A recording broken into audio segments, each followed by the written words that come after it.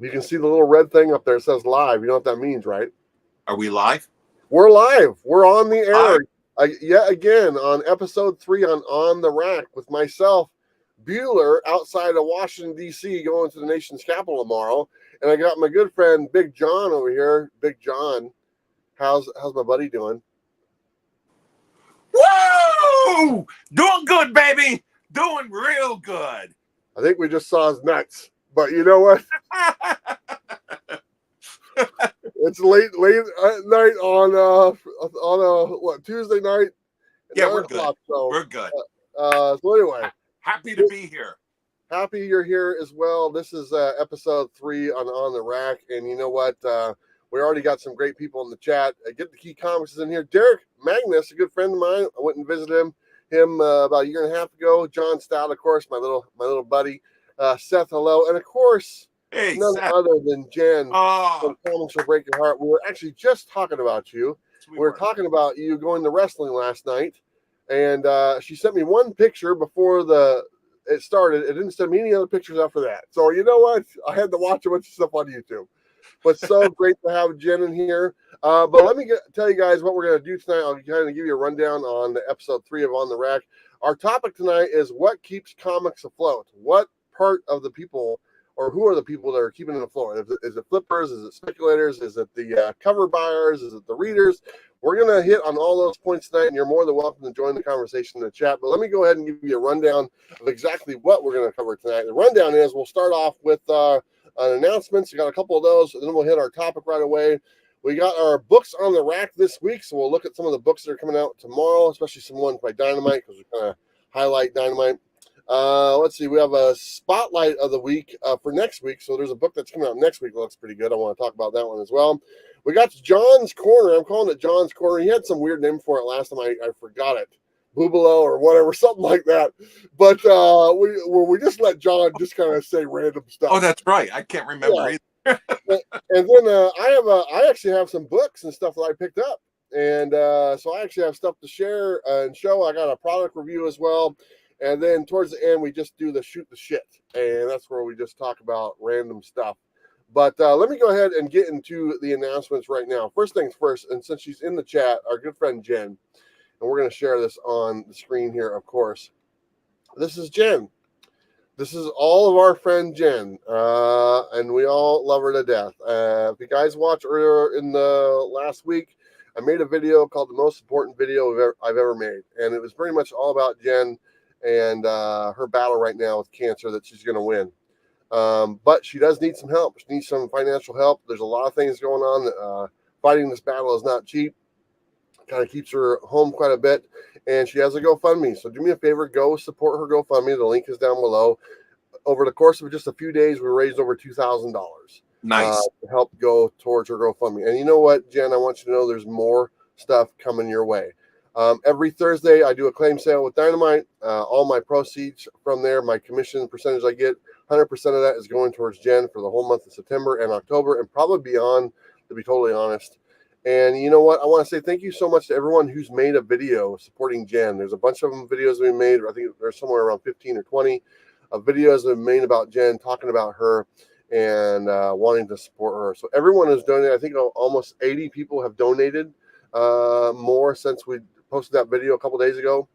And so seriously, everyone who was able to help, thank you, whether it's $1, $5, $100, or just sharing it on your social media.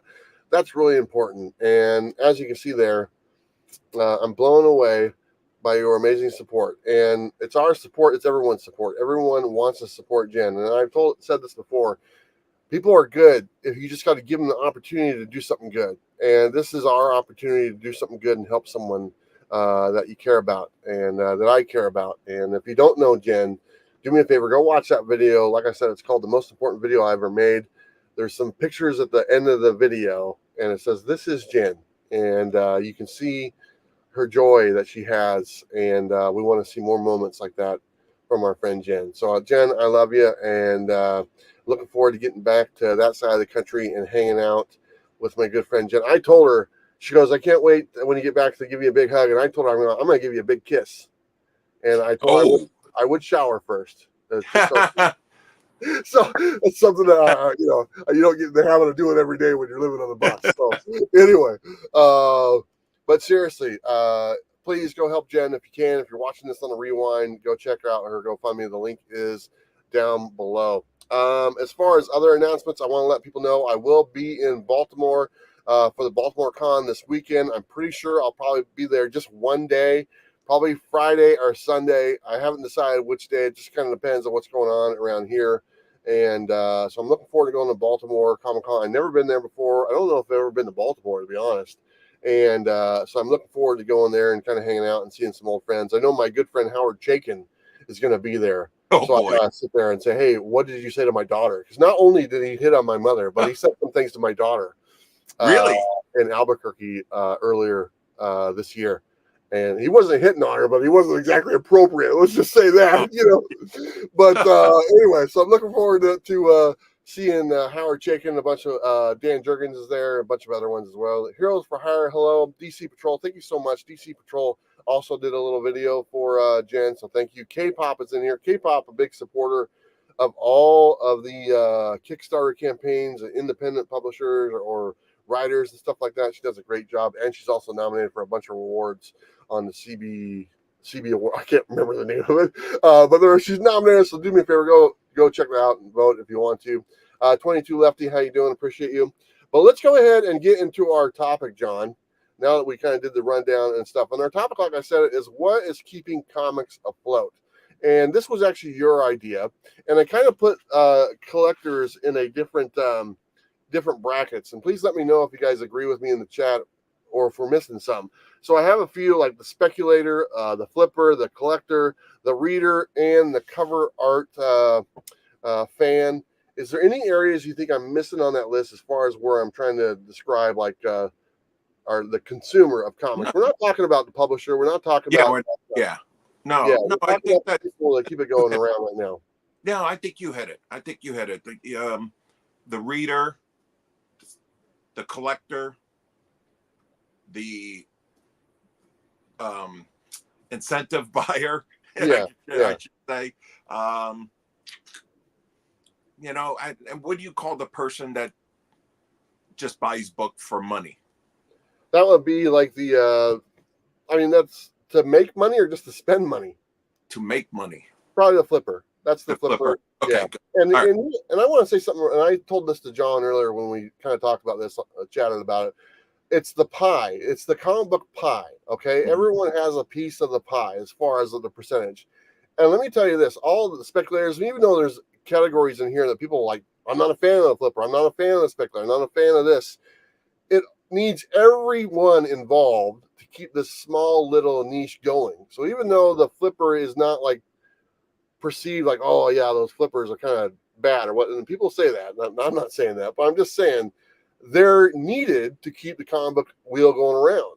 Everyone is. The cover buyer, the flipper, the speculator, the collector, all that stuff, the reader, they're all needed. If you take one of them away, this house of cards that is comic books kind of crumbles. That's just the way it is. And actually, that's the way it's been for quite some time because it is such a small market. And when I say small market, I'm talking about it's only in the comic shops now or online. It's not in the grocery stores. It's not in the convenience stores. It's a destination store to get to buy your comics. So it needs every one of those types of collectors that we just named in order to keep everything going.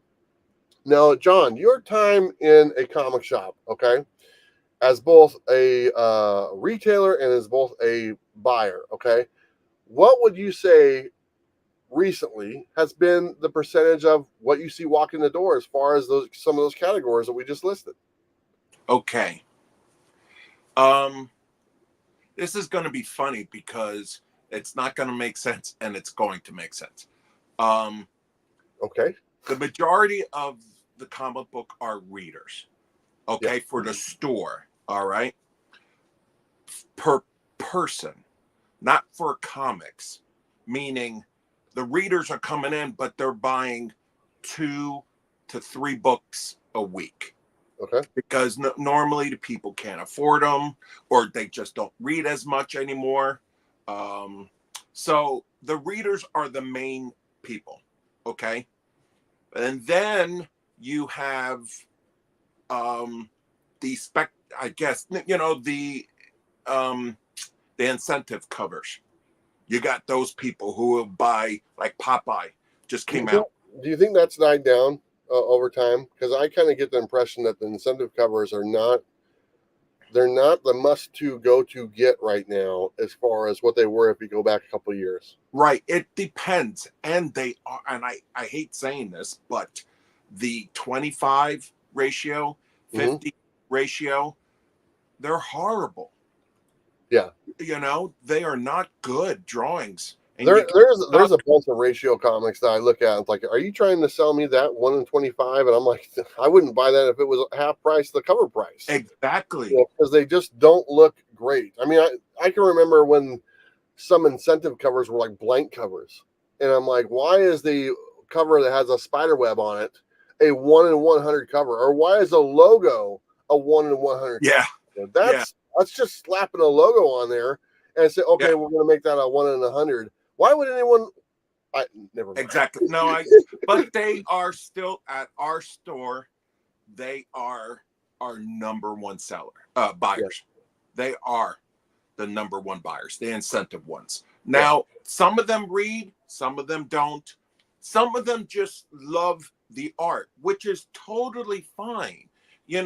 I like to say, like, local comic book stores, or I would say my comic book store is an art dealer. That's how I look at it, because that's what we're selling is art. So for people to like covers because of the art, they shouldn't be, taken down or badmouthed and everything, because they love the art. They're buying the art. Yeah. And then you have obviously the flippers. Oh, and now let me say this. You have the collectors. Yeah. Third, people who want that, old book, going through the bins. We have people that go through and spend hours through the dollar bins. Yeah. You know what I mean? And then lastly, but what's funny is the people who are last are the ones that spend the most. So is the flippers. Yeah. We got people that come in and spend $400-500 a week, and they don't read not one book. Yeah. I have one flipper who says, when I buy the books, I have no sentimental value for these books. I don't care if I sell it 5 minutes from now or 5 weeks from now, as long as I make money. Yeah. So that's why I was saying it was funny. The people who are first, the readers, spend the less, and the people who are last, spend the most. And I have to say this, unfortunately, so people know what the comic book industry is. The comic books at our store are only to keep the lights on. Yeah. That's it. It doesn't pay for anything else. I don't know how comic book stores are doing good tonight when they're just comics. Obviously we got statues, figures, Star Wars, Transformers, you name it, TMT, all of that. So comics are like not our priority, which I'm trying to change, but it's very hard. It is very hard to do. So I want to kind of dissect this a little bit more. And I've had this conversation a few times back in the day when me and Bob did the Coffee and Comics shows. So basically, like I said, it's what keeps comics afloat. Now, when you say what keeps comics afloat, there's two things to look at that. You can look at the comic shop, what keeps the comic shop afloat, and you can look at what keeps the comics being published, okay? Because the secondary market doesn't affect published comics, okay? Marvel, DC, Image, they don't get any money for you buying Spawn #1, okay? Nope. They don't get any money for you buying a 10-year-old back issue at all, okay? They get money from the current comics that come out every week. That's where the bread and butter is, what people are buying. So that's one thing you got to look at. A lot of people kind of get that mixed up. It's like, oh yeah, Marvel's trying to spike this book. No, they're not. They don't care. They don't care if they have a character in a movie that's a first appearance in a movie, it doesn't do anything for them for an old issue that came out 30 years ago. Nope. They don't make any money off that issue Yep. that's being sold in a comic shop. It's the store. Yeah. Yeah, it's the store. So there's two different things. So as far as what's keeping comic shops afloat, right now you have to look at the diversity, and you kind of mentioned that a little bit. It's comics, yes, but it's all the other stuff that has to be on there. Now, I can say throughout my travels, there's very few 100% comic shops left. I mean, maybe 1 out of 20 is an actual true comic shop, to where 90% of the store is comics and 10% other stuff. Right now, we're looking at a mixture of maybe 50% comics and then a bunch of other stuff as well. Or on the other end, you'll go to a shop that has like 20% comics and 80% all this other stuff. So that is flipping over. You'll see that everywhere you go. You'll watch your comic shop, unless it's a true comic shop, and like I said, that's very rare right now. Yep. You will see a diverse product line of cards, dice, games, toys, everything pop culture related, but they can't just do it with one. It's almost impossible right now to just do it with one. So what's keeping comic shops afloat right now is diversity in their product line. There is a lot of comics that are coming out right now that are kind of bringing more people in because of the Transformer universe, universe. All that stuff is really helping. The nostalgia of like Space Ghost and all this stuff and really good stories, that is helping bring people to the store. Even the Disney titles, maybe they're not selling as much as they want them to be sold, but they are bringing kids. I just interviewed the guy who's doing DuckTales today, and you can't tell me that DuckTales book is not going to bring a bunch of kids and thousands of people. Yeah, because DuckTales was like, was like the shit, back in the day. 4 times Darkwing. Yeah. So nothing to take away from Darkwing, but you're right. We do get kids coming in, and I will tell you, if you ask me what percentage we get the kids coming in for comics, I'm not talking about figures, but for comics, I hate to say this, but it's like maybe 20%. Yeah. Maybe 20%. Yeah. So and that's the way it's been for a while. It just doesn't appeal, to a younger generation. It hasn't. I mean, I've been on the YouTube thing for about 7 or 8 years, and back in the comics for about maybe a little bit longer.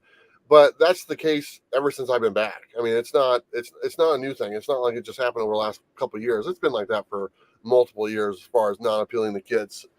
That's why I see stuff like Dynamite or other companies trying to bring younger audience involved, because Disney has a fan base that buys whatever. I mean, I know Bob, I think he told me, he goes, I'm a Disney fan, so I just buy all the books. He doesn't read them or whatever, but and there's a lot of people out there that, I'm just a Disney fan, I buy everything I can find Disney. And if you can get something Disney that has a $3.99 price point, and it's kind of cool, you're probably going to pick it up. This is also a big thing, that diversity as far as shops are doing. The manga is really huge.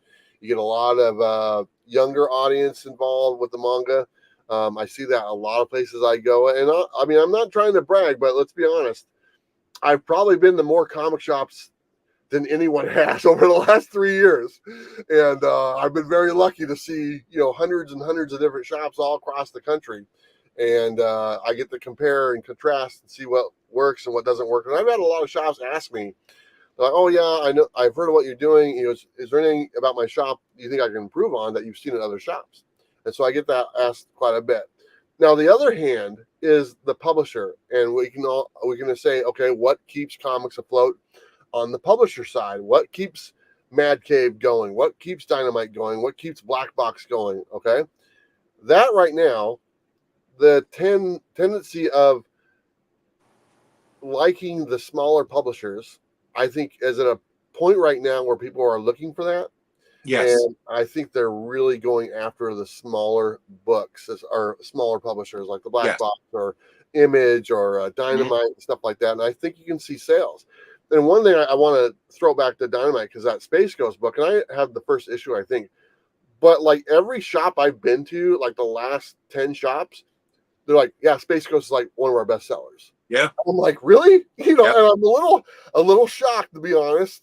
But Yep. they're like, no, it's really good. And you've told me the same thing. So I Yeah. think this influx right now, what we're talking about of nostalgia, as far as getting on those Disney titles, getting on some, older properties and stuff, and bringing them back to the market, and then capitalizing that on like stuff from Blackbox or Image, and also with the Energon universe.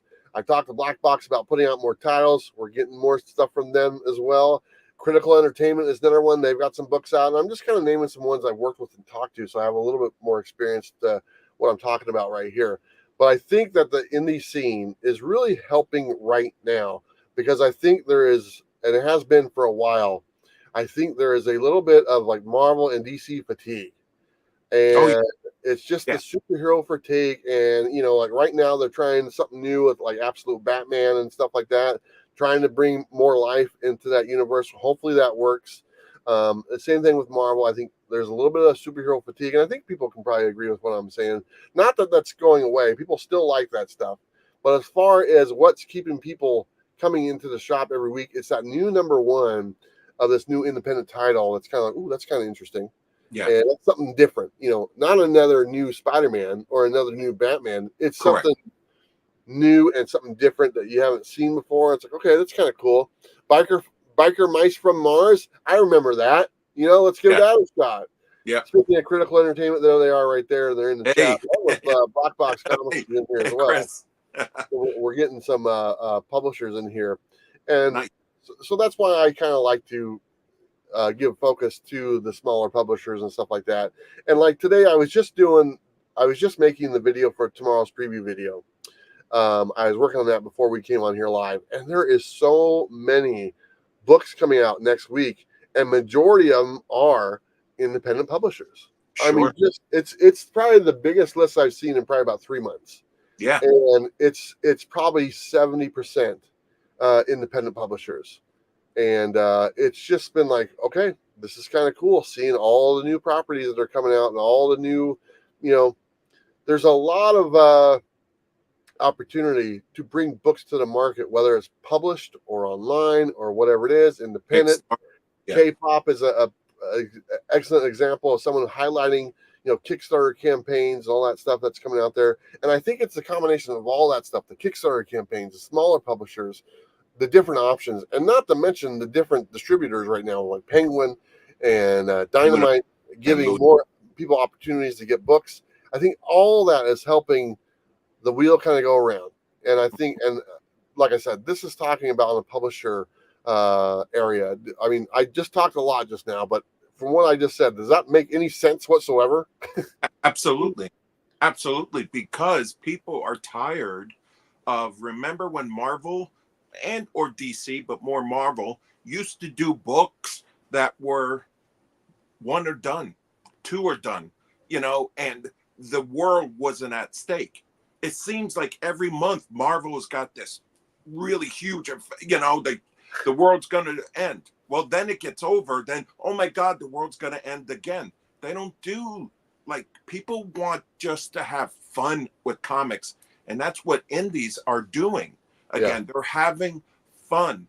The Energon books, okay, yes, they are bombastic and everything, but they're fun. And that's what I don't get. People are not looking to see what they're doing and say, hey, they have something. Everything doesn't have to be dark. Everything doesn't have to be serious and grimy and I want a freaking comic of Crypto, freaking, playing ball with Superman. Let's have, where are those issues? You see what I'm saying? So, and indies are hitting that. They're hitting the fun and all. Real quick, when I do my inventory every week, I will tell you, one is all DC books. They don't have a lot coming out. It's one. Marvel has 2. And obviously when we have indies, they're like 3.5. But that tells you how many books are out there. And I have to say, I recently, this isn't always, the books are good. Like, like we said, Blackbox, Deadly Trails that came out. Freaking Mad Cave. You know, you Yeah, got we know you like those. yeah. And I'm surprised. You know, they pay me well too to say Oh. it, but that's okay. No, I'm kidding.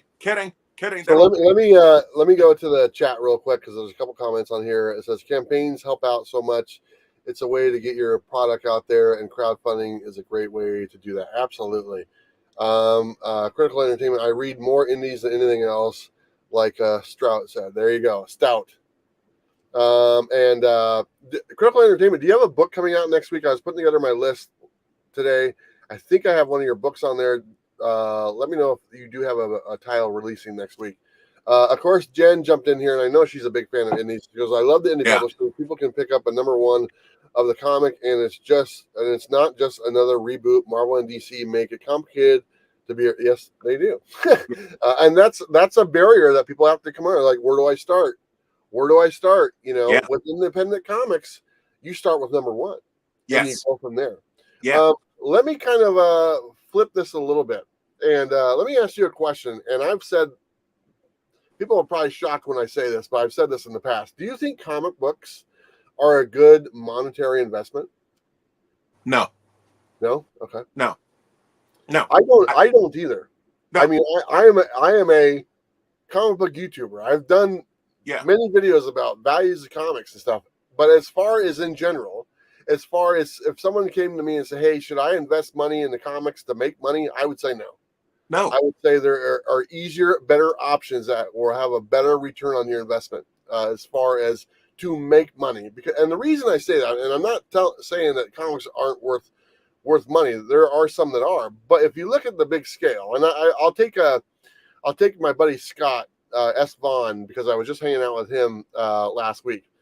I see this haul every week, and he buys a ton of books. Okay. And a lot of people buy a ton of books, and that's great. I'm glad that they do. But if he was someone, and I don't know this, you know, if he is an investor to make value, maybe one of those books might have a monetary value in a few months of, say, $20. Okay. So yeah, he made money off that book that he paid $4 for, and now it's worth 20. But the other 20 titles he bought all cost $4, and it cost him $100 or whatever it was, $80. Okay, so when you look at it like that, yeah, one of them might hit, but in reality, you're spending money on all the others as well. And that's why I tell people, if you're thinking about investing in comics, you can do it, but you need a lot of discipline as far as if you're just going to do it to make money. That's not normally how it works. Normally, people who collect a lot of stuff, man, and then every now and then something hits. But it's like, yeah, I got issue 96 of, you know, whatever, Nightwing, and issue 96 is now worth $30. Man, I made some money. Do you have any other issues? Yeah, I have all issue 1 through 95. Yeah. None of those are worth any money, but yeah, they're worth $1 now. Yeah, exactly. Literally. That's what yeah. So when I tell people, you know, should I invest money in comics, you know, it takes a lot of discipline. Yeah, there are people who can do it, but if you look at the big picture, most people kind of do the way what I just described, and it just kind of is. So I don't recommend people investing in comics to make money. Now, that being said, I tell people to invest in comics to enjoy them. Yes. To read your books, to enjoy the artwork. That's what they're for. They'll always have that. They might not have a monetary value. Okay. Issue 31 of Ice Cream Man. Okay. My favorite issue of that series by far. Is it worth anything? No. You can get it in a dollar bin. But I kid you not, man, that book will stay in my collection probably forever, because I read that thing and tears were running down my face. And I saw Pop Culture Philosophers in here. He knows what book I'm talking about. I'm pretty sure he said that's one of the best books he read last year. And that one right there, if you look at that one, doesn't have any monetary value, man, but it has more value in what's in between the pages. The artwork, the story, that's the value right there. So I tell people all the time, if you're looking for value, that's what you look for. You don't look for value to make money. Look for value in what you're getting. A good movie, a good song, a good book. That's what that is. That's what you need to find. What are you're laughing at something? I'm laughing at K-pops. I'm really behind on the comments there. Oh, but so I just kind of wanted to hit on that point really quick, and that kind of covers the reader and the art fan. You know, the flippers come and go, and they do help out, but what they're doing is they're not really fans of what we're fans of. no, It's just, hey, but I heard this is worth some money. How many copies will you sell me so I can go put them on eBay or whatever it is? And you know what? Like I said, even though that's not my favorite category, no, but they're out there. Category to be there, and that's probably the category that brings the most people the most frustration, because they're going into their shop to buy the book, and it's not there because someone's never gonna open the page, you know, right? You know, and they're just gonna slap it on eBay or whatever it is. But like I said, it's all part of the pie, and it all needs to be there, and it's all been there for a very long time. When I was in the 90s buying books, you know, I was buying books to sell books, read the books, sell the books, make a little bit of money on the side. The point of entry in the comics back then were a lot cheaper, 75 cents. Well, that's the thing. You know, $1. So you could actually make a little bit of money, you know, on making comics. But when your point of entry is $4, $5, $6 a book, you know, I think I remember I bought like, I don't know, 10 copies of Spider-Man. What was that, $1.50 or whatever it was, you know? Or I remember I bought like what was another one that was a big one back then? I think I bought like New Mutants 98. I remember buying that one off the shelf for $1. It was like $1.75. I think I bought 4 copies of that book. Yeah. You know, I'm like, who's this guy? So I mean, you know, my grandmother bought me 4 copies of Marvel Secret Wars #8 because she liked Spider-Man. 75 cents, I think. Yeah. You know, very low cost of entry back in the day, much higher right now.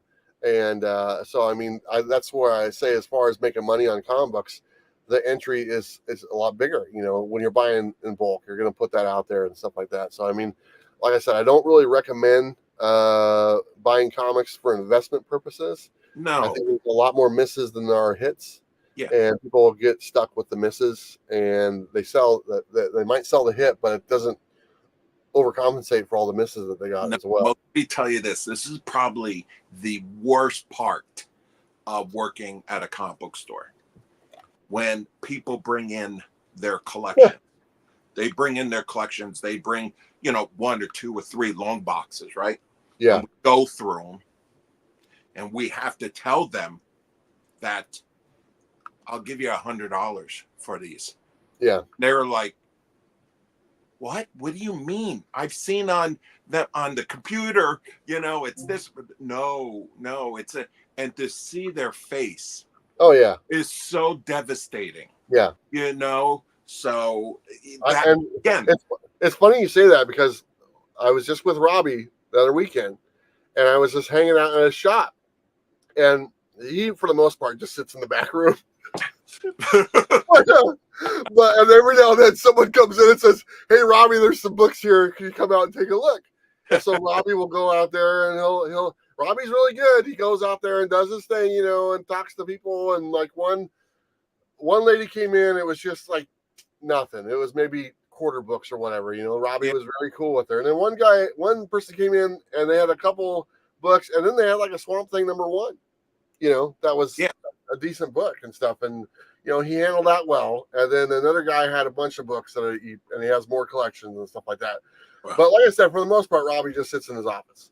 And, that sounds right. But yeah, you have that, and you have that opportunity. Like the shop owners, like sometimes a lot of people think they're worth a lot of money. Yes, and they're not. And it's just the way it is. And I worked at a shop for a little bit, or helped out. I don't want to say worked. I just kind of helped out, you know, for like every now and then when the owner needed to take off and stuff.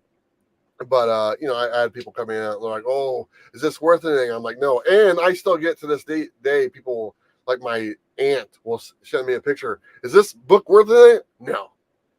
You know, no, it's not. But it's old. So are you. Okay. It's just the way it is. But anyway, I think the issue is money. They just think every issue. They don't understand, you know, what a key is. you know. So, but anyway, I just wanted to kind of hit on this topic, and we just kind of loosely hit it. This is up for interpretation as far as what's keeping comic books afloat right now. And I wanted to share my thoughts. John shared his thoughts as well. I think the best thing, like I said at the very beginning, it's a little bit of everybody that kind of keeps it going, and it's ebbs and flows. Sometimes it's better, sometimes it's worse, but there's still great comics coming out. I get comments all the time like, "Oh, there's no good comics anymore." I'm like, "Are you looking? Are you looking?" no, Because no. 125 titles came out last week. Are you telling me not one of those is what you like? You know, it's just like some people just get very narrow-minded and they don't look outside the box. When right now there's so much stuff outside the box, and if you don't get the reference, the box is Marvel and DC. But there's so much stuff outside the box that's available that's keeping things going. If you took all the independents away and it was just Marvel and DC, we'd be screwed. Okay? It wouldn't work. It wouldn't work. Okay? It's with all these other companies that are coming around, and we've lost some really good companies as well. I want to, they just weren't able to make it and stuff like that, which is really sad because there were some really good books that were coming out from some publishers that I really miss. And it's just kind of the nature of the business. So that's why it's really important to support these independent publishers and get behind them, because they're working on a very thin budget. Okay, there's not a lot. There's, have you heard of Vault Comics? Yes. Okay, I'll give you an example. Vault Comics. A lot of people know who Vault is, and I went to. I think their headquarters is in Montana. Okay, and I went to go and visit their headquarters because I did a Vault exclusive comic. Okay, one of the covers. So I was like, "Oh, cool! I'll get to meet the guys from Vault." I get to a comic shop and I go, "Hey, where is the Vault headquarters?" And they're like, "They closed it." And I'm like, "Oh, they closed it?" They go, "Yeah." They go, "They're now working out of their house." Oh okay? my gosh. So as far as I know, Vault Comics, the two brothers that own it, are still publishing out of their garage. Wow. That might have changed. That's been some time since I was there. It was over a year ago. So maybe they're back in an office space. But at that time, when I was there, they had closed their headquarters and they're publishing their books out of their garage or whatever. Their books went from a couple a month, like 4 or 5, to like maybe 1 or 2 recently. The last 2. They do have big hits, but it's funny that you say that. Is that they started something new, which was they put out a couple number ones. Yeah, you were talking about them that. All for free. So that had something. But I got a quick question for you. What do you think about trade paperbacks? Do you think they are good for comics or bad? I like them, and you know what? I actually bought one just the other day, and I'm actually going to show it in our what do we call that?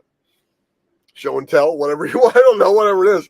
But I actually bought one the other day, and it's kind of cool. And I'll give them credit when we get to that point. But as far as whether they hurt or help, I think that I think you can make an argument both ways. Yeah. But I think there is value in them also. So yeah, of course. But I tell you what, a lot of people are doing now is that a lot of people are just buying the number ones, mainly indie. And I will give, for example, is Cobra Commander and Duke. People are buying number ones, and if they like it, they wait and they'll come to us. Hey, can I have the trade of this when it comes out? Yeah. But they're not buying the rest. I don't care whatever issues 5. Like. Well, I mean, if they're buying, here's the thing. This is actually something I've talked about before.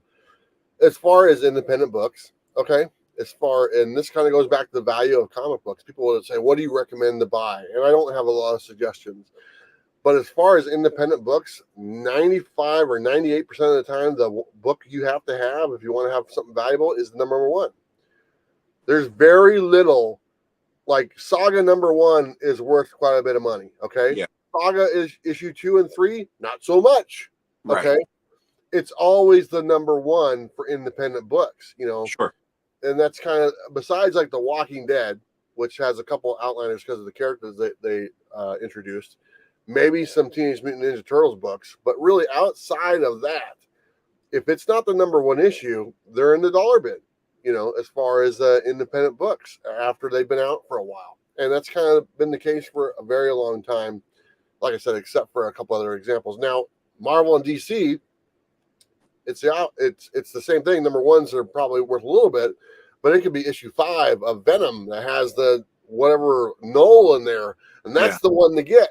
And that's the one worth the value. It's independents are a different breed. So when people are just buying number one of independents, I can understand that if they're looking for maybe that monetary value, because that's the issue that would be worth some money down the road, as far as if something happens, and then you're good to go. And that's actually, I used to just buy number ones just to give the story a read and go from there.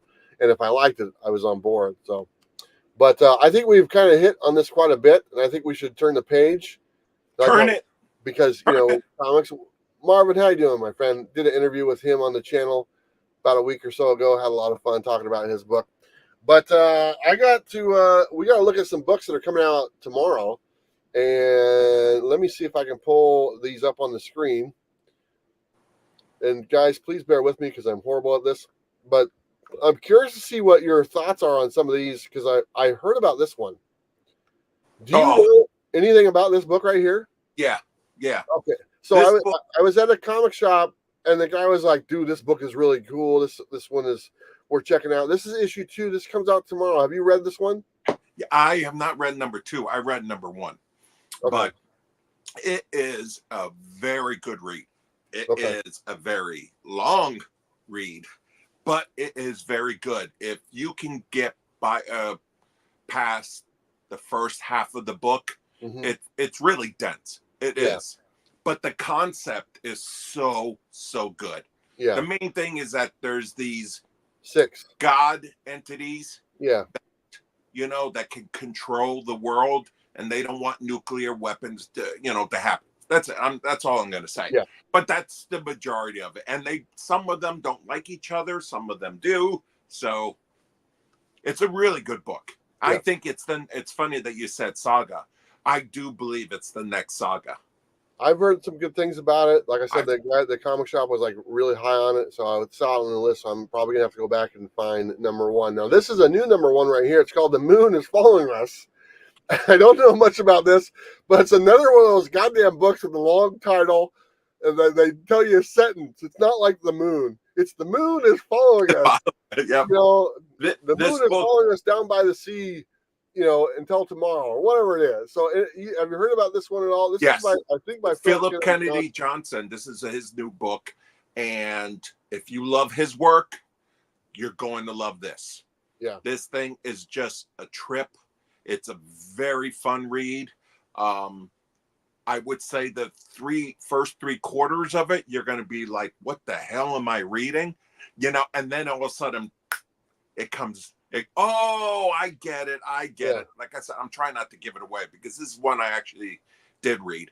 That is it's a good, people, if you like to, if you like to be on mushrooms or acid, read that book.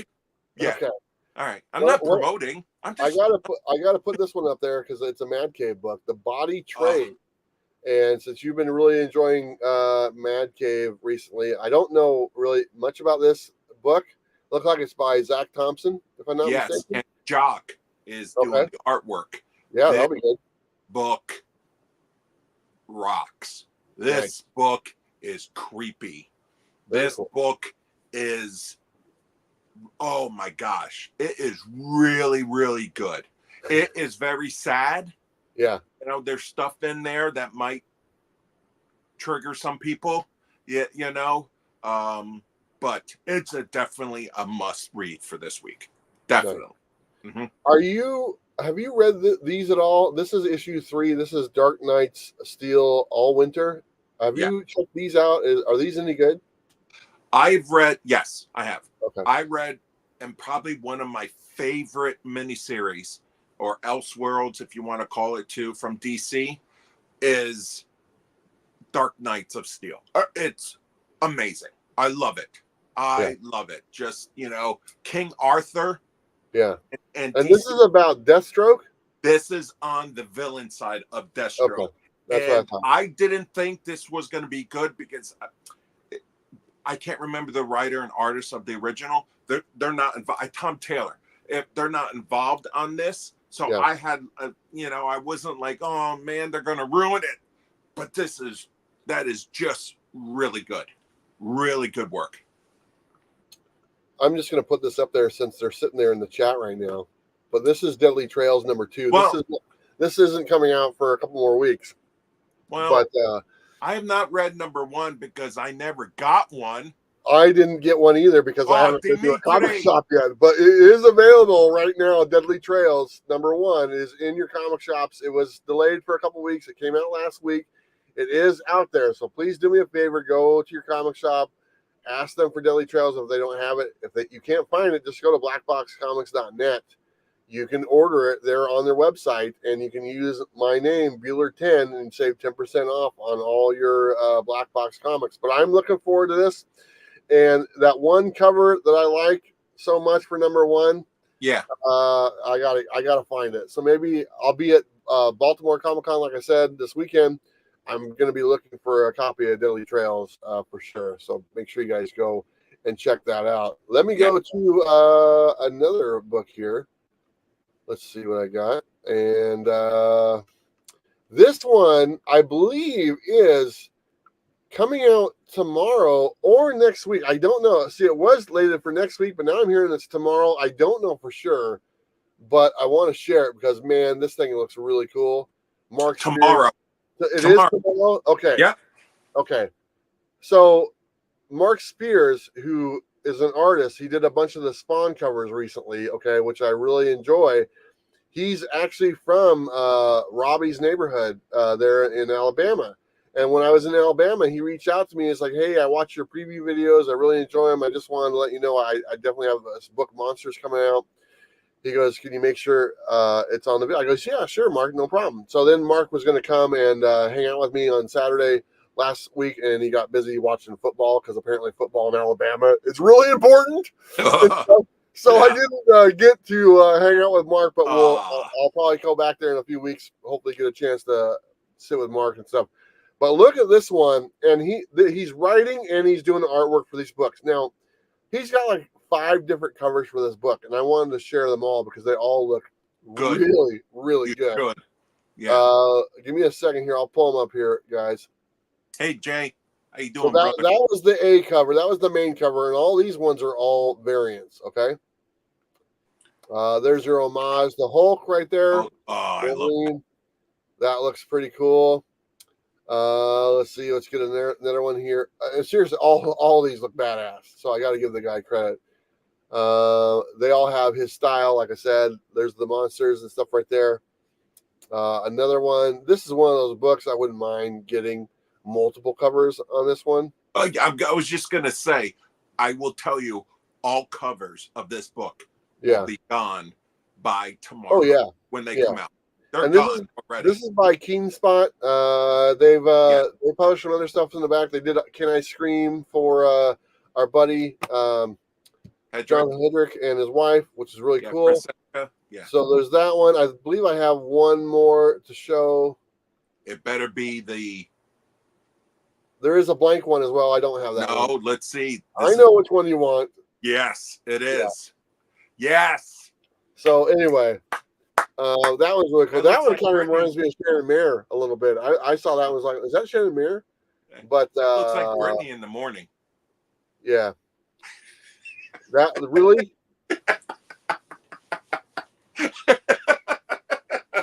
Yeah. What's that, honey? On the couch? Okay. Bueller, you can show the Calabasas covers if you want.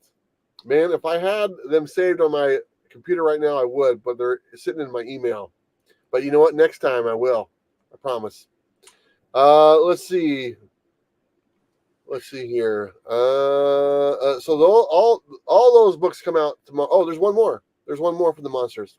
This is the we all know what this is from. I don't know. Yeah, okay. Okay.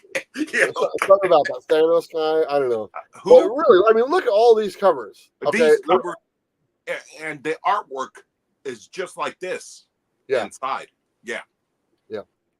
Okay. And now let's go ahead and we always kind of spotlight the Dynamite people, and they got a couple books coming out. Of course, we got the Powerpuff Girls issue 3 coming out tomorrow. So go check that out. That's sugar and spice and everything nice. Which one's your favorite? I don't know. I know. It's gross. How'd you guess? Okay. What else they got? They got Chitara coming out tomorrow as well. Thundercats Chitara. She gets her own book. It's pronounced Chitara. Chitara. This is Thundercats. Jay will get that. Jay will get that. The subtitle is Hunt for the Dogs. That's what actually this is all about. Hunt for the Dog. Okay. Let's see what else they got. I think a couple other ones. Finally, Fire Night number 3 is coming out tomorrow. It's been, I think, a year. I don't know. It's been a while. November. But issue 1, I loved it. Issue 2, same thing, man. And now we've been waiting for so long for issue 3. I mean, gee, I got to go back and read the other ones because I read them and they were great. So Fire Night issue 3 finally hits tomorrow, and you know what? Pick it up because it's really good. That is fantastic. There's a couple books next week I want to highlight. Okay, and the first one is by Dynamite, and this is a cover by from Dynamite. What the?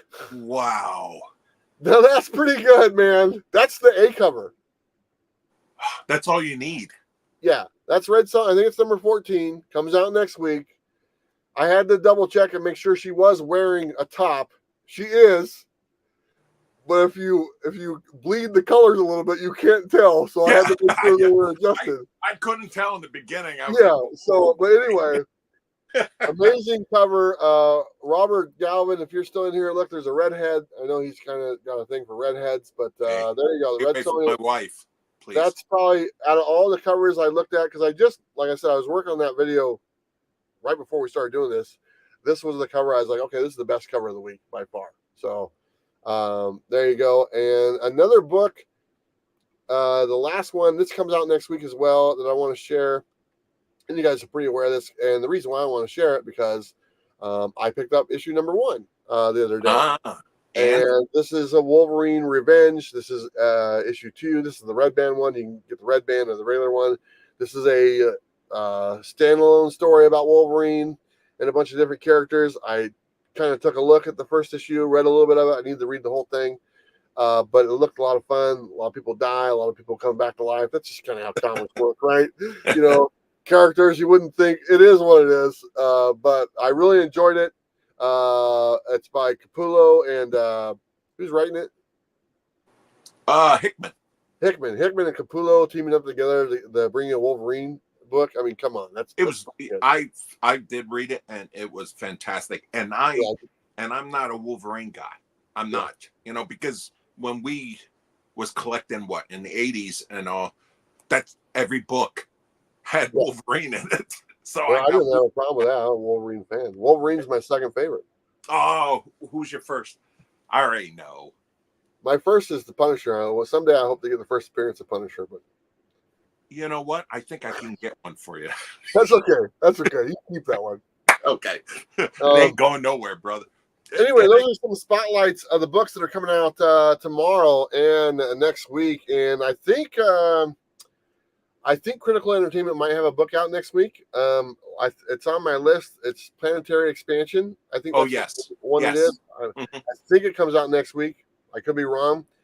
The thing about independent books and dates, independent publishers are at the mercy of the distributors, Diamond, Penguin, all that stuff, and they get the runaround, man. And I hate it, because if you're a Mad Cave, a Critical Entertainment, a Blackbox, whoever, you are at the mercy of these distributors. How are you supposed to advertise a book when you don't even know the date it's coming out? How are you supposed to advertise Deadly Trails when you're saying, okay, it's going to come out on the 5th? And you're like, okay, I advertised it's coming out on the 5th, and it doesn't come out until the 21st. And you didn't even know. And they are at the mercy of these distributors. That's hard. They never really know. Okay. And I had a conversation with our friend. I said, hey, did your book come out? He's like, I don't know. He literally didn't know whether he goes, I got to go to the comic shop and see if they got it. Okay. To officially know if Deadly Trails came out. Okay. That's how I had to know. Which is just how does someone run a business when you don't know when your product comes out to the street? Yeah. It's ridiculous. Maybe that's a whole nother episode that we can do. Let's see. Planetary Expansion 4 will come out in early November. Okay. Appreciate that. There you go. Okay, let's go ahead. John, we're switching to John's Corner. Do you have anything at all that you want to share with us? Your Bugala or whatever you called it last. I can't remember. You said something. You said your wife called it something. I can't remember. Bobula or whatever it was. This week was a weird week for me, so I don't have that much. But I want to push out some books that are coming out tomorrow. Okay. And you hit mostly the good ones and everything, but there is so much, people. I hope they pick up Jenny Sparks from DC. Did you like that one? Good, huh?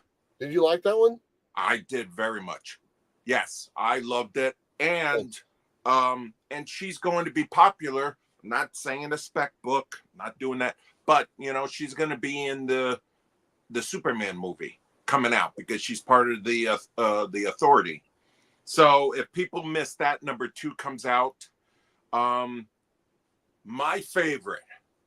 This is the book that I love, The Epitaphs from the Abyss. Oh yeah, so issue 3. Yes, and this book is probably the best one out of the 3. Okay. This one was fantastic. I wasn't really happy with number 1. It was okay. It was all right. Number 2 was good. This one, really good. And it's a great time, for the season. I'm trying to see what else that you didn't hit. You hit Fire and Ice. Fire and Ice, people. Oof. If you could find number 1 and 2. Yeah. Man, and if you don't know about it, find the movie. I interviewed the writer of the book when it came out, and I interviewed Sarah. Yes. And you had Sarah at your shop. Yes. Lovely person. Oh my God, I thought she was nice. Yeah. And she exceeded that by 1,000. Yeah, she was super, super sweet. Yeah. Another one is, speaking of Vault, Lilith comes out. So that one is coming out? Okay. That is coming out, and wow, that's Vampirella on steroids. I'm telling you, it is very good. So if you guys, another good one for the Halloween season, Lilith, check them out from Vault. That is good. You also have Deathlock. I know I don't push too much Marvel and DC, but when I see a nice one, they got the Deathlock special, and also Spirit of Vengeance, number 1. Oh, yeah. Wow, what a cover. And to have all the Ghost Riders in there, fantastic. Fantastic. That's a new number 1, and the Deathlock is also new number 1. Deathlock, I think, is only a one-shot, I think so. But, and the last one that I have is, I don't know if people are reading it, but they really should. It's Valiant. So I'm going to push Resurgence of the Valiant Universe. I don't know if a lot of people, see? Great minds think alike. There you go. But if people don't know that Alien publisher, I think it is, Jay might know more than me. They bought Valiant, and they're trying to bring Valiant back. And I have to tell you, right now, they're doing a great job. With their I think it was Archer and Armstrong. I think that just came out. Yeah. fantastic. You know, the Valiant books they've always been good, and people don't know about them. Yeah, Alien books. So this is a great start. People freaking get that book to start it up and see where they're going. It's bloody. The artwork is phenomenal.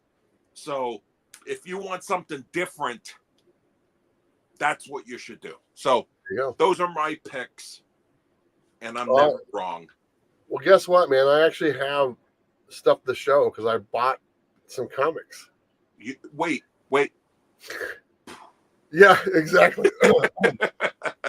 So I got to visit some comic shops over the last week. I went to Infinity Flux Comics in Chattanooga, Tennessee, which was a lot of fun because last time I was there, it was a great shop, and now they've expanded. They bought the whole building and expanded the shop like twice over, and really amazing shop. So I got to go there, and I was referring to this earlier when we were talking about trade paperbacks. I ended up buying the Batman Hush, and this is that new DC format, that $9.99 price point. And these are absolutely wonderful. These are so cool. You get the whole series and stuff like that for $10. It's smaller than a regular comic book. Yeah. And I'll just kind of put a regular book there. Yeah. It's quite a bit smaller, so it's travel size. And man, I think it's a $9.99 price point. Give me a break. Exactly. But you know why they're doing it. And right? It's full color. So you know why they're doing it. They finally figure out why is manga and doing well. Yeah. Because we had 6. Now again, we're a small store. We had 6 copies of that. 2 days. Yeah. Goodbye. Yeah. 2 These days. are great. And I hope that others jump on board on this. Yeah. It would be great for like Secret Wars right here. Or Marvel jump on something like that, or anybody that can make something like this. Yes. And you know what? Like I said, it's full color. It's $10. And a lot of times you get a discount at your shop, 10, 15, 20%. You can get it for like $8 or whatever it is. Come on, I've never read this before. I've never read Hush. Really? I've never read All-Star Superman. All that stuff came out when I wasn't collecting and stuff. So there's a lot of these books that I haven't read, and now I will read them now because they're in this format and they're so, really cheap to get involved. So I bought that at that shop, and then at Robbie's store, and these were by the I just forgot the guy's name. I was talking. He's doing the monster book. Mark Spears. So I bought these there. That's what I knew you would. His cover. I knew it. And I bought this other one. That's one of his covers as well. Oh wow! And as you can tell, they're not in the bag and board. I don't use bags and boards anymore. So there you go. But I bought these. Don't throw the books away. People are going to yell at you. Yeah, I know. Throwing the books around. But I bought these so that I could have him sign them, and then unfortunately he wasn't able to show up. So I will hold on to them till I get back, and then have him sign those for me. I did go to another shop with Scott Vaughn at a local mall, and bought some books. These were $1 a piece, and I bought these for a cover buy, and of course for $1 a piece, you can't go wrong with some of these right here. So these were a buck a piece right there. So I bought those 3, so $3. And then the other book I bought, and I talked about, I bought this, and I bought this that Wolverine by Lobos cover. Yeah. This is going to lead into kind of a product review real fast. Okay. So as you can see, this is in a comic capsule. And I remember when these comic capsules came out, they sent everyone, pretty much anyone who had a YouTube channel, they sent like a care package to get the word out. Okay. This is it right here. Yes. And it was a really cool package. Gave them a couple of these and stuff like that. And they're pretty, I like them. I was like, oh, these are pretty cool. But here's the thing. Here's the problem. Okay. They were a friend of mine, Andrew. He made a case called the Comic Cloak. Okay. And him and I are friends, and we've hung out. We went out to eat and stuff like that. And a good guy, and I like that. And when I saw these, I was like, oh man, these are better than the Comic Cloak. Okay. They really are. Okay, so I did a little review on them. I talked about them. I said they were pretty good. I like how they work and stuff. Fast forward to last weekend, or the other week when I was in Huntsville, Alabama. Well, my buddy Andrew is from there, and I went and saw him, and we hung out. He's an artist as well, and I went to his studio, and we were talking, and he mentioned the Comic Capsule. He's one of the guys behind the Comic Capsule. Oh, jeez. And I was like, shit, man. I go, because I met him through the Comic Cloak, okay? And I was like, man, I didn't want to really say anything, but, here's the thing. The Comic Capsule is better. He goes, yeah, I know. He goes, I'm one of the guys behind it. Him and a couple other guys are the inventors of the Comic Capsule and stuff. He kind of took his expertise and molded it into this with those gentlemen, and this is what they got. So, that being said, I don't feel so bad because Andrew, this really nice guy, I mean, I should have known that he was behind this as well because he came up with the other one. And I showed the other one before. So Comic Capsule, this is the silver size for silver books. And you can go to their website, comiccapsule.com. And some shops are going to carry these as well. Yeah, we have an interview that they were doing on Comic Journey. So Andrew, like I said, is a good friend. Okay. And so it looks like the Comic Capsule will probably be one of the official sponsors of Comics with Bueller for nice the ongoing future until my days of Comic YouTube come to an end. So Comic Capsule, guys, do me a favor, check these out. Go to the website. You guys probably have seen these. I mean, they're kind of all over the place. They are taking the place of What up, John? They kind of fold down like that. You put your book in there. Like I said, this is a silver one. That's why there's a little bit of room for the regular modern comic and stuff. But I'm really happy to know that Andrew's behind it because he's a really good guy. That's good. And he's like, hey, man, next time you're in Alabama, you could stay at my house and use my car and stuff like that. And, I mean, he's a good dude. I've known him for a couple of years now. I met him in Florida just like I met you. And we've, really, really good time. So it's really nice to see he's involved with something like that. That's finding that success. And so I just wanted to give them credit. He gave me a box of the Comic Capsules, and I gave some to a comic shop, to Infinity Flux. They really liked it. They liked the price point that they had for them and stuff. So it works pretty well. I was really happy with, like, if you can't tell, I was really felt much better when I knew he was behind it, Yeah. As opposed to saying, hey, buddy, I like your product, but this one's better. I don't want to have to say that, but I'll be honest. But knowing that he's behind it, I'm like, it takes the sting off a little bit, So anyway, I just wanted to show that, and I wanted to. It's not official that they're on board with the Comics with Bueller, but I'm putting together a proposal. They asked for it, and like I said, Andrew's a good friend, and we'll probably work something out to where they'll be on board with the Comics with Bueller channel. So anyway, that's kind of what I bought over the last couple weeks. I did buy some stuff, and I'll probably buy a couple things at Baltimore Comic-Con, but that's kind of it. Our last segment is the Shoot the Shit segment, okay? This is where we can talk about whatever we want to talk about, whatever the chat wants to talk about. So if anyone has any questions, please ask them now in the chat. Just put a question mark by it so we can identify it. As far as what I'm doing right now, I am about 10 miles outside of Washington, D.C. to the Capitol. And tomorrow I'm going to spend all day kind of going to the nation's capital, going to the museums, Lincoln Memorial, Space and Science Museum, Natural History Museum, all that stuff. And I'm really looking forward to being in D.C. for the day. And then after that, I'm heading to Baltimore Comic-Con either Friday or Sunday. I haven't decided, depending on where I want to go. So anyway, I'm looking forward to that and looking forward to D.C. So if anyone's watching in the D.C. area, I'm just hanging around D.C. tomorrow. So if you're free and you want to go hang around DC, just let me know. Or if you're like John, you live in California, if you just want to fly there, you can hang out. Yeah, John. Come on, John. What's that, Reagan National Airport or whatever it is? I don't know. But let's see. While you're at Baltimore, Bueller 100% recommend checking out the Bad Bug Media booth and their books. All right, Bad Bug. Why does that sound familiar? That sounds familiar. I think I know who they are. That really does sound familiar. What do you think about Marvel not telling Noel's creators that he was in the new Venom film? Yeah. What else is new? There you go. I don't know. It's What else is shitty. new? It's shitty. I mean, it's just. It I mean, is. Jim Starlin had a freaking fight for Thanos. Yeah, they didn't tell him when Thanos was coming in the movie. They didn't tell him. Yeah. So that is normal practice. That doesn't make it right. Don't get me wrong. It like you just said, that's shitty. Yeah, but, it's just shitty. Yeah.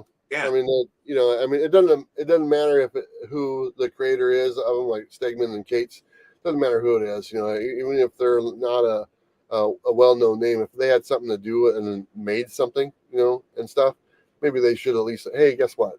Doesn't take a lot to text or a phone. So, yeah, it's just shitty. John says, does it come with free capsules? Yeah, John, it does.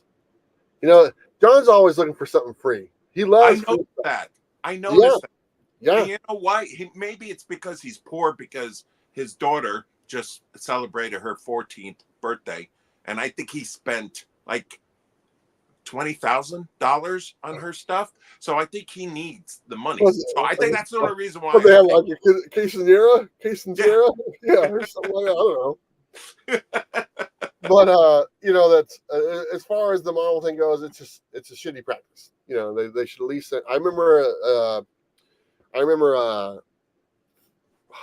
what's Jim Shooter telling me a story about when they just wanted to shore up the name Secret Wars and sent him a check for $10,000. Our Marvel Studios sent him a check for $10,000. Say, hey, take the money.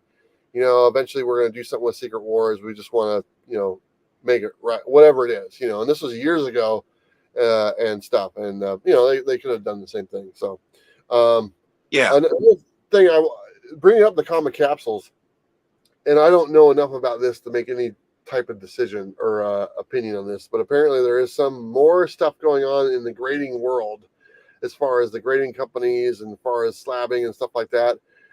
I am not the person to ask. I don't know what's going on. I heard something about lawsuits. Yeah. I didn't spend any time to investigate. I don't really have any interest. But all I can say is it always seems to be something going on in that area of comic books as far as grading. It's always something. It so is. I really don't. Go ahead. Oh, I'm sorry. Let me try to save people some money. Okay. For people who are buying a book, just say tomorrow. All right, you're buying a book tomorrow. Dazzler #1 comes out tomorrow. Okay. You know what? I'm gonna get it. I want to get a slab 9.8, freaking $5,000. No. People who slab books for books today are losing money. I'm saying it right now. Now, if you want to get something graded from, and again, it is sketchy now, but from something from the 60s, go for it. Yeah. Because people treated books different back then than now. That's what I hate about people thinking, oh, they're collecting and I'm buying a book. Well, that's because it comes prestige at a comic book store. Back then, people were buying comics off the rack. Get it? On the rack. Get it? So, it was bent. It was, people use it as bike spokes. So it's not the same. So people who I forget that Spider-Man book for Spider-Boy #1, that one incentive cover by Ramos was $50. 50. You know how much it is now? No. 10. 10. Okay? You want to get it slab for 9.8? Go for it. I just think the slab, I'm like you. I think just the slab work for the last maybe 5 years or so, don't do it. For new books, don't. It's not worth it. I did a interview many years ago with Steve Borak, who is like one of the godfathers of slabbing and grading books. And he was the president of CBCS, I think the CBS, whatever CBC, it is. Yeah. And had a lot to do with CGC and all that stuff.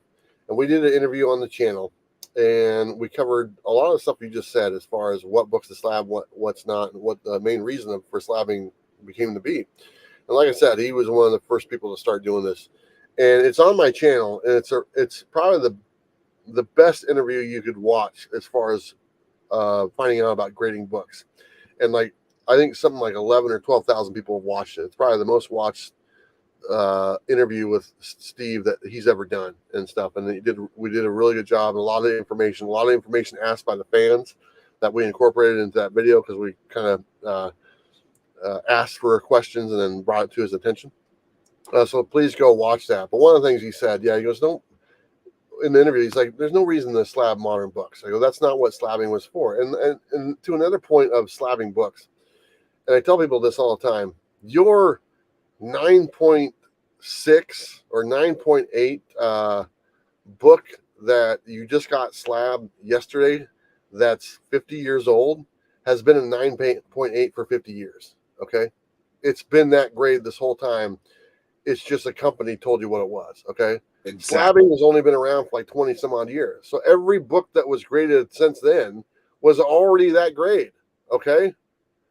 Your Action Comics #1, whatever the highest grade is of that book, whether it's a 5 or 6, whatever that is, for 60 years, it was that grade before some company decided to tell you what they thought.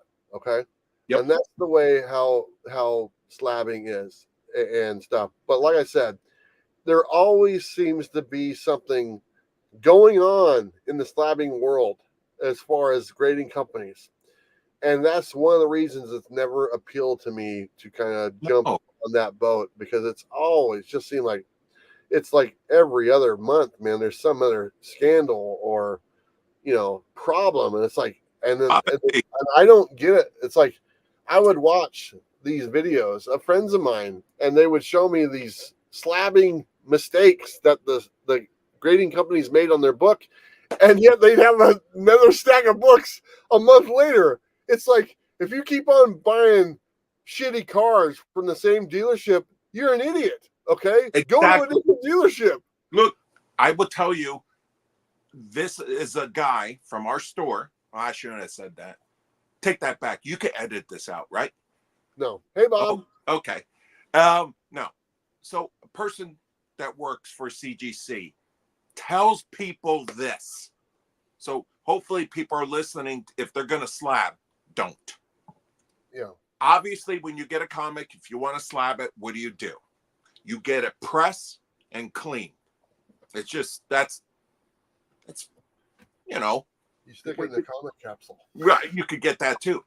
But what CGC is telling people is that if you have them press and clean, they're going to give you a better grade.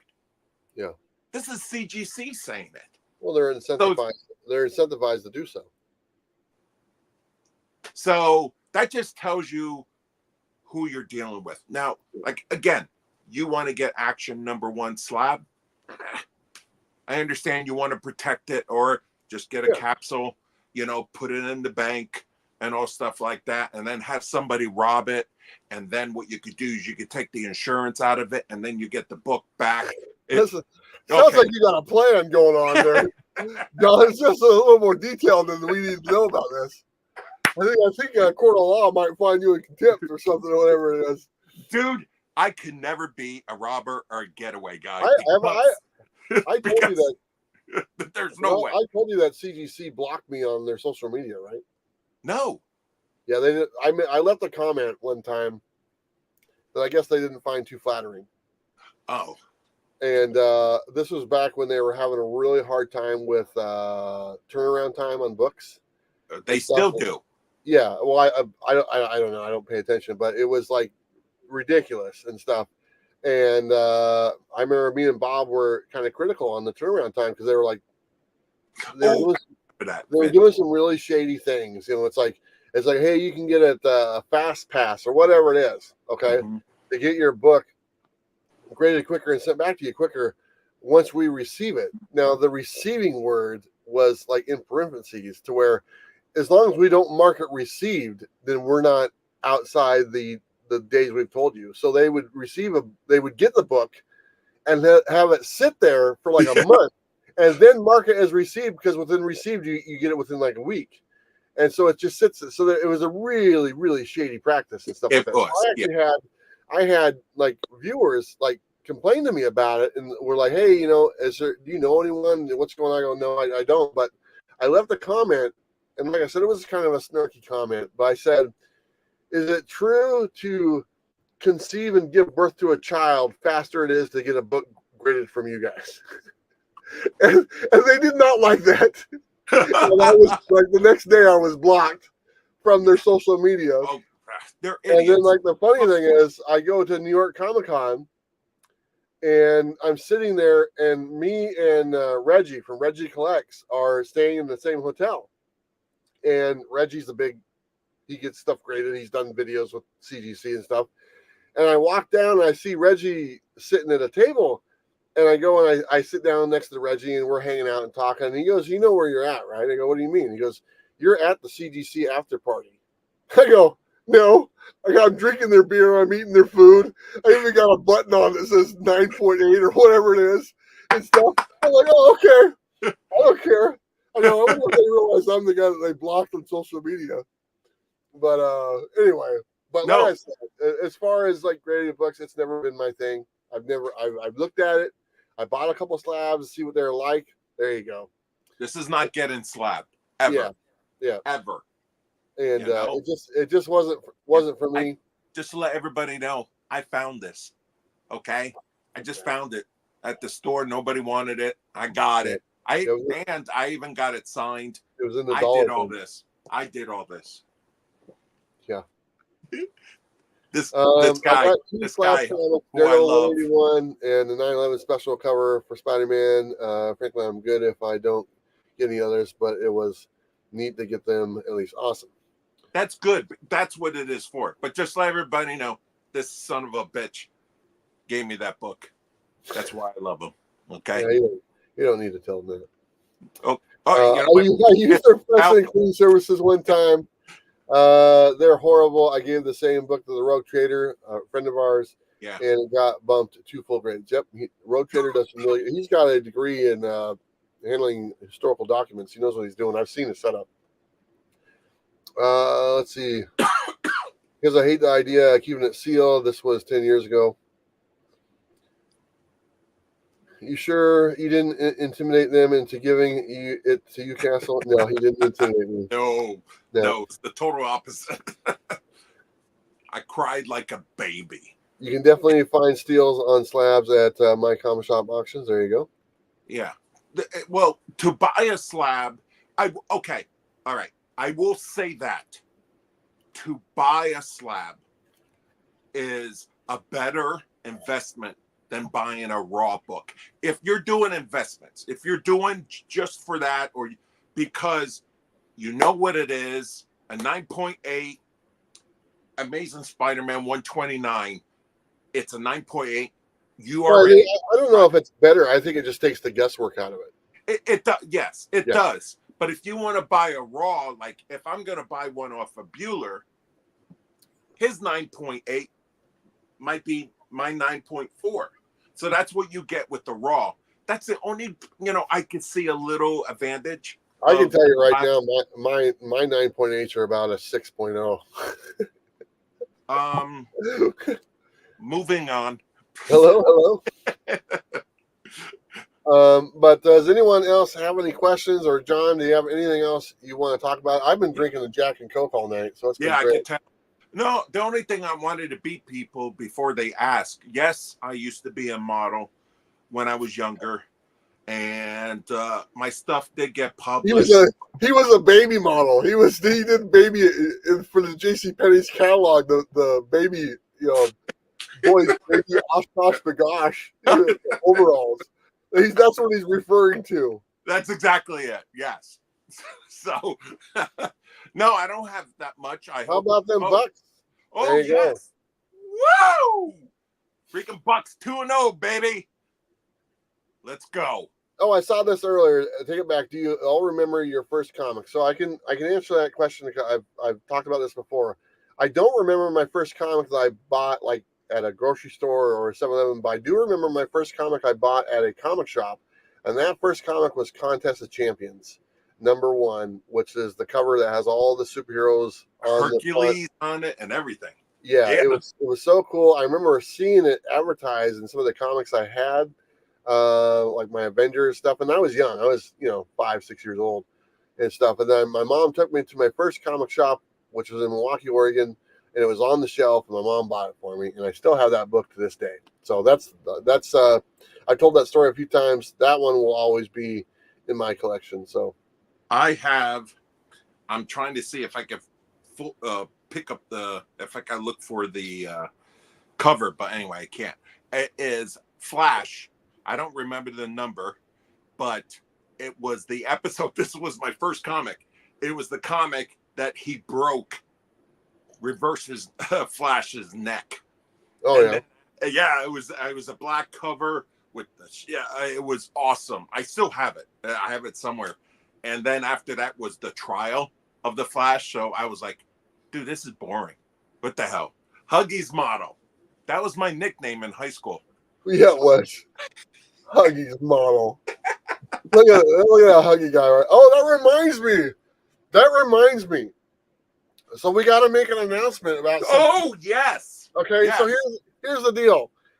I talked about this on did I talked I did a I think 2 weeks ago. Yeah, yes. I did a video about I'm going to be retiring from doing comic book YouTube next year. Okay. Next summer I'm going to be done doing comic books YouTube. I'm turning that page in my life, moving on to something else. And one of the reasons I'm doing that and why I'm selecting July is because in July of next year, I'm doing a hike called the PCT Pacific Crest Trail. And I'm doing the Oregon leg, it starts at the border of Washington and Oregon and goes all the way down to the border of California and Oregon. The whole trail starts in the tip of Washington and goes all the way through California. I'm just doing the Oregon leg, which is about a 40-day hike out in the woods and stuff like that. Now, I plan on this. I let my friend right here, John, know about this, and John is going to join me on this hike next year. What? The both of us walking. Carrying a tent. He asked, no, we're not sharing a tent. You bring your own shit. I'm not bringing nothing. You carry your own shit. I carry mine. We're not sharing a tent. We're not sharing a sleeping bag. We're not sharing nothing. You bring your own stuff. Whatever you want to bring, you bring it. He said I had to ask his wife. I asked his wife. She didn't even let me finish the sentence. She's like, yes, take him. Yes, take him. That's the God's like, honest you truth. longer? Yeah. So he's not kidding. That's the God's honest truth. You're right. It goes Mexico to Canada is the full hike, or Canada to Mexico, depending on what direction you want to go. I'm not doing the full leg. It's like that is like a 5 to 6 month hike. I just can't do that. My plan is to do the Oregon leg next summer, and John is going to join me. And then hopefully the years coming, I will do the Washington leg maybe the next year, and then the California leg the year after, or divide that into 2 because obviously that's the longest leg. So that is the plan. But to know that my good friend John is going to join me with his own shit, okay, is pretty cool. And we're going to get at the first of the year, you can apply to get the permits and all that stuff. So we're going to do that the first of the year. And I committed to this a while back. Now John has committed to it and stuff. And the nice thing about it, go ahead. You have to say this. You did ask somebody else to join us. Yeah, but I already knew I asked Robbie from Pop Culture Philosophers, and I knew before I asked him, he would say he wouldn't do it because I've been with Robbie enough to know that he has to take an Uber to go a block. So I mean, he ain't gonna walk 460 miles. But you know what? The offer was on the table. Exactly. And you know what? I'll be honest. The offer is on the table to others that want to join. It's kind Damien, of a cool thing. Come on, Damien. It's a beautiful hike. It's a beautiful experience. Yeah. It's like 40 days out in the wild. The nice thing about the Oregon part is you're never too far away from, let's just say, like civilization. So I mean, there's parts in the California leg where you're going for like 6-7 days without anything around you. Okay. In Oregon, maybe it's 2 days before you get to like a store or something that you could resupply or something like that. So it's a little bit easier. That's why I'm looking forward to do it. And looking forward to my buddy John joining me. My light just went out. Sorry about that. look what Brittany put up. What Brittany just wrote. Yes, sir. I can send him now if you want. Jesus. Well, if he wants to come join me tomorrow in DC, he's more than welcome to. We might get together, right? We might get together in October because we are going to be in Jersey October 15th, 16th through the 21st or 2nd. Yeah, I don't think I'm going to be there. I don't think I'm going to be there. It's just, I'm sitting there and I was debating. It's like, okay, because I'm going to Baltimore. And then I was planning on going to New York Comic-Con. Oh, well, New York Comic-Con is not until October 20th. So what do I do for the month? Just hang around, you know? Go hiking in New Jersey, man. There's hills. It's awesome. My grandson is looking really cute right now. I'm kind of feeling the urge to get Baltimore done with. I'm going to go hang out with the friends at Dynamite. Hopefully I get to see my buddy from Blackbox as well. And then after that, I think I'm heading back. I mean, I got a long way to go. I got 3,000 miles to go. So it's not like, oh, yeah, I'll be there tomorrow. But, right. Yeah, I'm hoping to come back, and I'll probably go back through Alabama to see Robbie again. There's a couple of lovely ladies there I just want to stop in and say hello to. Big Booty Judy, you know who you are. That was my nickname in high school. It was not. And if it was, we got to have a serious talk. Okay? But Big Booty Judy, the professional wrestler from Alabama, and another girl by the name of Brooklyn, would be great to kind of swing on by and say hi to Robbie and say, Robbie, I'm busy. I'll see you later. That's awesome. But, yeah, and let me just say, it's been a couple weeks since we've done this. God damn, did I have such a good time hanging out with Robbie. And awesome. I mean, you know him, and we've all hung out all together. Oh, yeah. Robbie from Pop Culture Philosophers, you can tell, and I'm saying this in a kind way, although you can take it in a different way. You can tell that Robbie's lived there his whole life. Because like it's I mean, Huntsville's a decent sized place, but everyone knows Robbie because he's the manager of the Deep. It's a popular comic shop. Everyone goes in there and stuff like that. He's been there for a long time.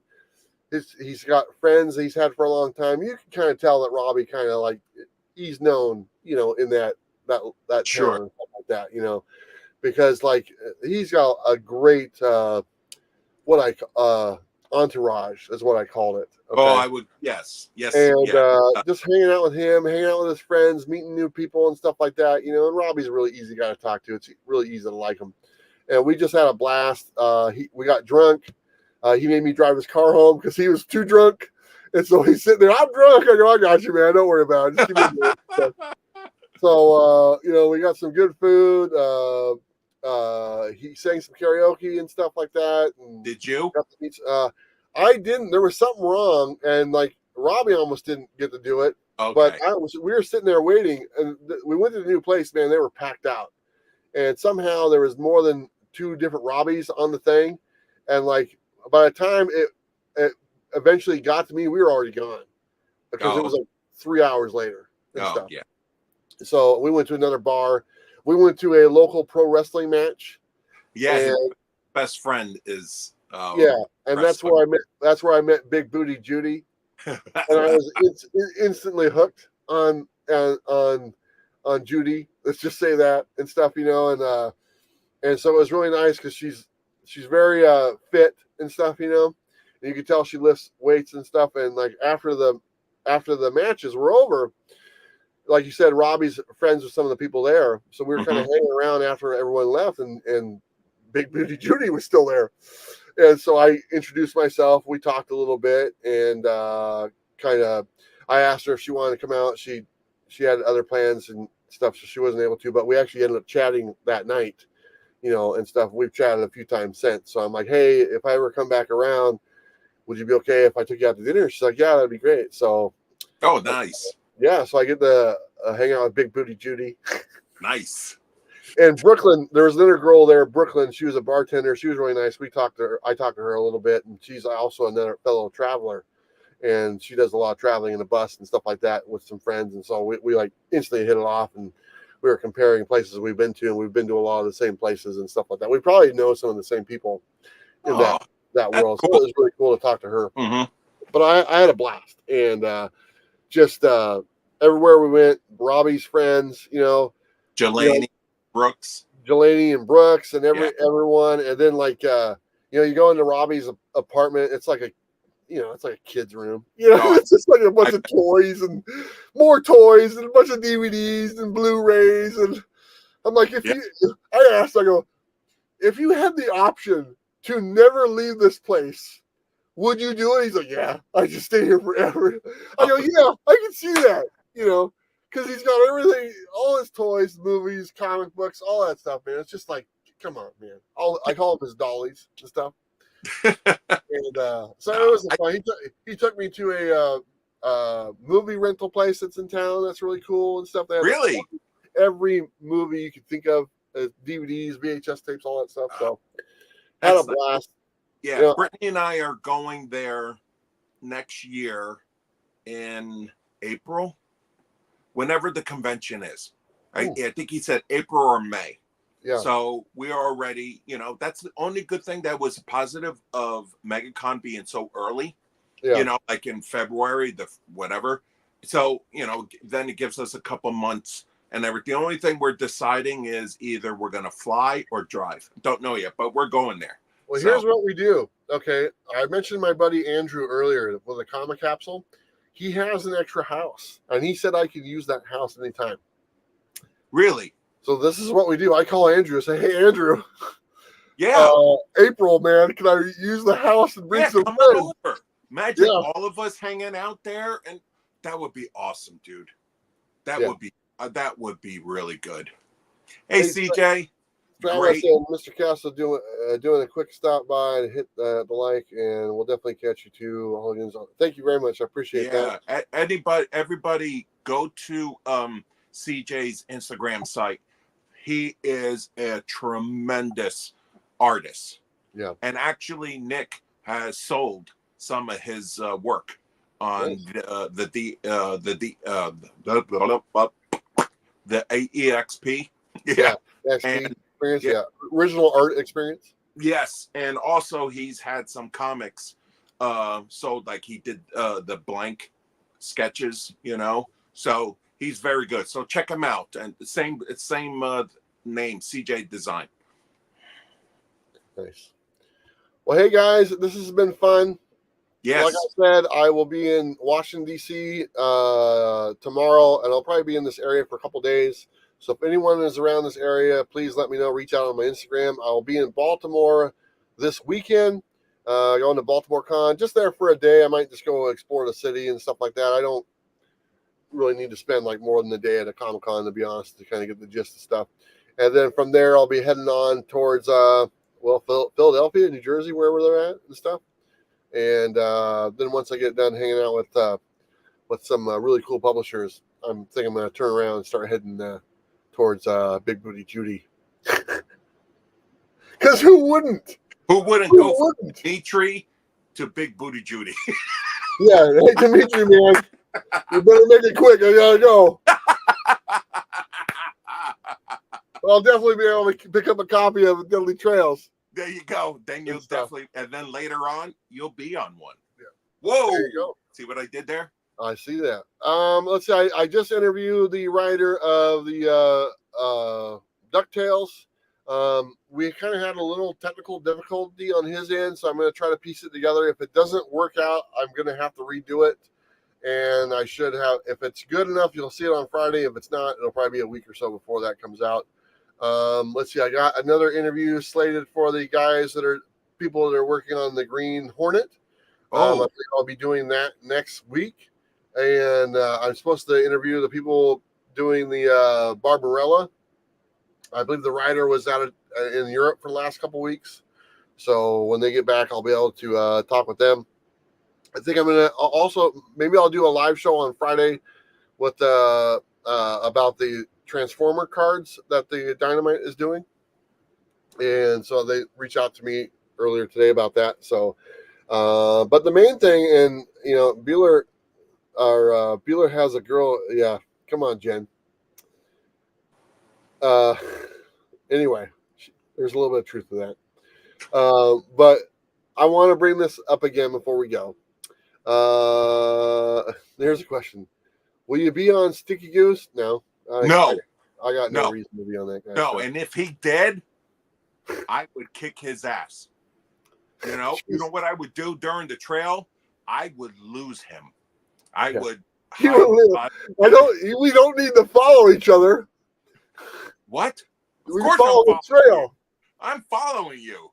No, I don't. Honestly, I don't have any. No. I don't pay attention to that guy. We had a interaction a while back. It looks like he's trying to make amends with some of the people he wasn't very kind to. So I got to give him credit for that. And I wish really him. Cool. That is really cool. Yeah, I wish him. Yeah, I wish him the best. And anyway, but this is what I'm here to talk about before we go. This is Jen, of course.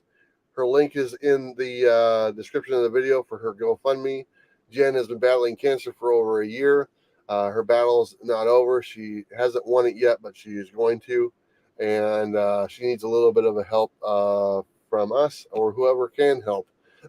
So please go to her GoFundMe. Their goal is $50,000. We've actually raised over $28,000 right now. So we're more than halfway there.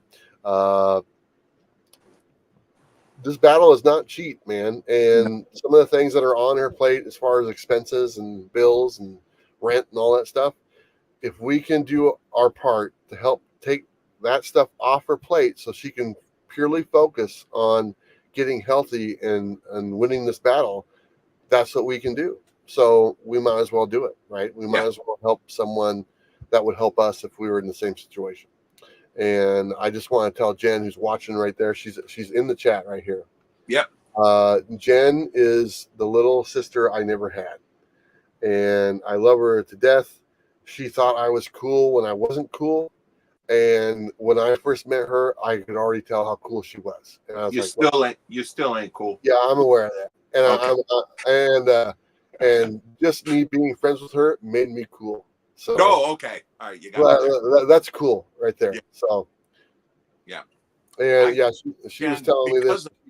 She has 4 appointments tomorrow and on Friday. So I mean, she is. There's Jen's small. She's compact, but there's more fight in her than me and John put together. She's like the Tasmanian devil. Yeah, exactly. So it's pretty awesome. And if you've do me a favor, go check out that video I posted. It's called The Most Important Video I Ever Made, and it's all about Jen. There's some really wonderful pictures of her at the end of the video that kind of shows her spirit, her life. And there's a couple pictures of me and her together. And every time we've gotten together, we just smile and laugh and have a good time. And I'm looking forward to getting back and having more moments with Jen. So please do me a favor. Please help her if you can. If you can donate $1, great. If you can donate $100, great. Anything helps. If you can't donate anything, just share it on your social media. Yeah. Or if you have a rich uncle that likes to do stuff and help people, call Uncle Hank and say, "Hey, Hank, there's this really wonderful person that needs some help. Can you help?" And Hank's like, "Yeah, I can help." All right. Yeah, there you go. There you go. Done. Yeah. So, anyway. You see Brittany's comment to you. Got to get a big booty Judy sticker. Yeah. I'm not trying to get the sticker. Oh. Hello. Oh. No. Here's the thing. Big Booty Judy is a professional wrestler, a local wrestler. I find that extremely interesting. And I want to hear like what made her decide to go this and like her story. I think I enjoy meeting interesting people and hearing their story. She is probably someone who has a really interesting story. I bet. So, I mean, yeah, she's attractive and all that stuff, and it'd be easy to fall for. But just having the chance to hear her story, you know, I enjoy stuff like that, you know. That's And cool. so if I get that opportunity just to sit down and talk to her and hear, you know, her journey, I'm really looking forward to kind of hearing something different, you know, something unique. And it sounds Oh, like I she bet. got something kind of cool. Fuck me, man. You know what? We better go. All right. Yeah. Thanks everyone for watching. Big John, my buddy, I love you so much. Stick around a little bit afterwards. But everyone who watched tonight, thank you. Like I said, go check out Jenn's GoFundMe. It's in the link. Go check out all the stuff we talked about. We have links down below for Comic Capsule, for Critical Entertainment. We got ones for Blackbox. We got ones for Dynamite, Comics on Coffee, all their good stuff. So thank you everybody for helping out and keeping the wheels going and all that stuff. Don't forget to live your best life. You know what to do. We'll see you next time. Bye, everybody.